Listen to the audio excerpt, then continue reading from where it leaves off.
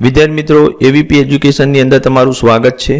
જે વિદ્યાર્થી મિત્રોએ ચેનલને સબસ્ક્રાઇબ ના કરી હોય તે કરી લેજો, જેથી નવા વિડીયો તમને સરળતાથી મળી રહે। આજે આપણે ધોરણ 8માં વિજ્ઞાન અને ટેકનોલોજી વિષયમાં પાઠ 3 કોલસો અને પેટ્રોલિયમ એના પાઠ્યપુસ્તકના સ્વાધ્યાયના પ્રશ્નોનું સોલ્યુશન જોઈશું। પ્રશ્ન 1, સીએનજી અને એલપીજી ને બળતણ તરીકે વાપરવામાં શું ફાયદા છે? તો વિદ્યાર્થી મિત્રો એનો જવાબ છે સીએનજી અને એલપીજી ને બળતણ તરીકે વાપરવાના ફાયદા। એમાં પહેલો, સીએનજી અને એલપીજી સ્વચ્છ બળતણો છે। બીજું, આ બંનેનો વપરાશ ઓછું પ્રદૂષણ કરે છે। ત્રીજું, સીએનજી નો ઉપયોગ વિદ્યુત ઉત્પાદન માટે કરવામાં આવે છે। ચોથું, સીએનજી નો સૌથી મોટો ફાયદો એ છે કે તેને ઘર કે કારખાનાઓમાં પાઇપલાઇનથી પહોંચાડી શકાય છે। પાંચમું, તેમનો સીધો જ દહન માટે ઉપયોગ કરી શકાય છે। તો આ બધા એના ફાયદા છે। એના પછી વિદ્યાર્થી મિત્રો પ્રશ્ન 2, રોડને સમતલ કરવા માટે વપરાતી પેટ્રોલિયમની પેદાશનું નામ જણાવો। બરોબર, અહીંયા તો એનો જવાબ છે પેટ્રોલિયમની પેદાશ બિટ્યુમિન રોડ સમતલ કરવા માટે વપરાય છે। પ્રશ્ન 3, મૃત વનસ્પતિમાંથી કોલસો કઈ રીતે બને છે તે વર્ણવો। આ પ્રક્રિયાને કયા નામથી ઓળખવામાં આવે છે? તો એનો જવાબ છે વિદ્યાર્થી મિત્રો લગભગ 300 મિલિયન વર્ષ પહેલા પૃથ્વી પરના નીચાણવાળા ભેજયુક્ત વિસ્તારોમાં ગીચ જંગલો હતા।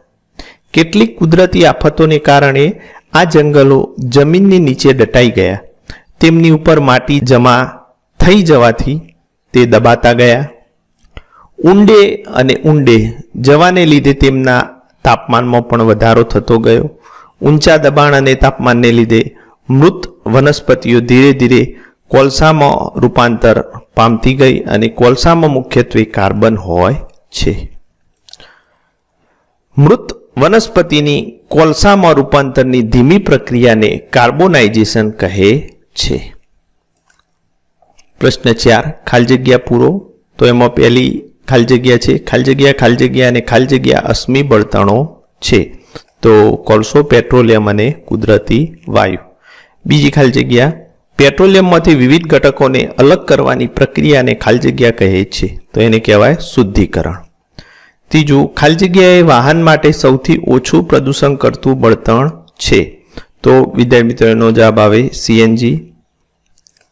એના પછી પ્રશ્ન 5, નીચેના વિધાનોમાં ખરા માટે ટી અને ખોટા માટે એફ પર રાઇટ કરો। બરોબર, એટલે કે ખરા માટે ટ્રુ ટી અને ખોટા માટે એફ લખવાનું છે। તમારે એના પર ફક્ત ટીક કરવાનું છે। પહેલું, અશ્મિ બળતણને પ્રયોગશાળામાં બનાવી શકાય છે, તો એમાં તમારે એફ પર ટીક કરવાનું, કેમ કે આ ખોટું છે। બીજું, સીએનજી એ પેટ્રોલ કરતાં વધારે પ્રદૂષણ કરતું બળતણ છે, આ પણ ખોટું છે, માટે એફ પર ટીક કરવાનું। ત્રીજું, કોક એ કાર્બનનું લગભગ સંપૂર્ણ શુદ્ધ સ્વરૂપ છે, તો આ સાચું છે, માટે એને ટી ઉપર ટીક કરીશું। ચોથું, કોલટાર એ વિવિધ પદાર્થોનું મિશ્રણ છે, માટે ટી ઉપર ક્લિક કરીશું, તે સાચું છે। પાંચમું, કેરોસીન એ અશ્મિ બળતણ નથી, આ ખોટું છે, માટે એફ ઉપર ટીક કરવાનું। એના પછી પ્રશ્ન 6, શા માટે અશ્મિ બળતણ એ પુનઃ અપ્રાપ્ય કુદરતી સંસાધન છે તે સમજાવો। તો જવાબ, અશ્મિ બળતણ બનતા લાખો વર્ષો લાગ્યા છે। માનવીની વિવિધ પ્રવૃત્તિઓ માટે અશ્મિ બળતણનો બહોળો ઉપયોગ થાય છે અને કુદરતમાં અશ્મિ બળતણોનો જથ્થો મર્યાદિત છે। આ કારણે અશ્મિ બળતણ એ પુનઃ અપ્રાપ્ય કુદરતી સંસાધન છે। પ્રશ્ન 7, કોકના ગુણધર્મો અને ઉપયોગો વર્ણવો। તો સૌથી પહેલા વિદ્યાર્થી મિત્રો કોકના ગુણધર્મો, તો તે સખત છે। બીજું, તે છિદ્રાળુ અને કાળા રંગનો પદાર્થ છે। ત્રીજું, તે કોલસાનો લગભગ સંપૂર્ણ શુદ્ધ પ્રકાર છે। તેમાં કાર્બનનું પ્રમાણ લગભગ 87% થી 89% છે। ચોથું, તે સળગે ત્યારે ધુમાડો ઉત્પન્ન થતો નથી।